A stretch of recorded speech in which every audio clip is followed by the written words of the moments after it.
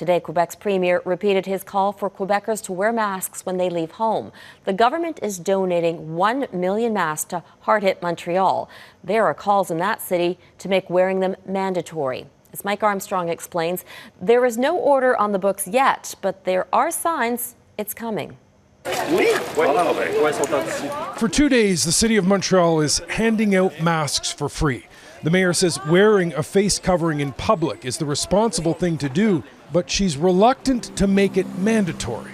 I don't want our city to become a place where, there's a police officer at every corner. We don't even have the capacity for this.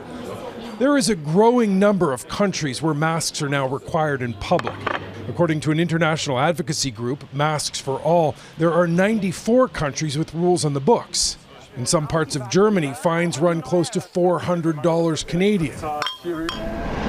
In the U.S., parts of 38 states now have some form of face covering rule.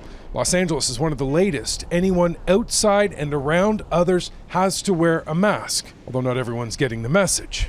I was a little disappointed. Honestly, I don't see many people wearing masks on the beach.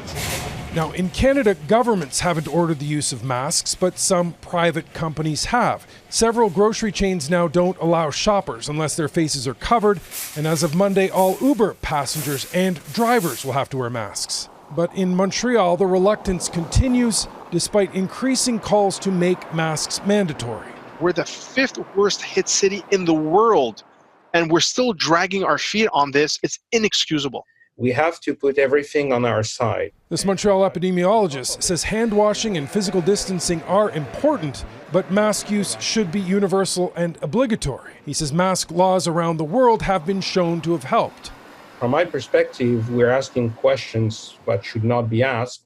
COVID is clearly a serious emergency. Human rights lawyer Julius says a temporary mask law would be allowed under the Canadian Charter as long as masks are easily available to everyone. One precedent, Gray says, is smoking. The courts have found a smoker's right to smoke can be limited when it affects people around them.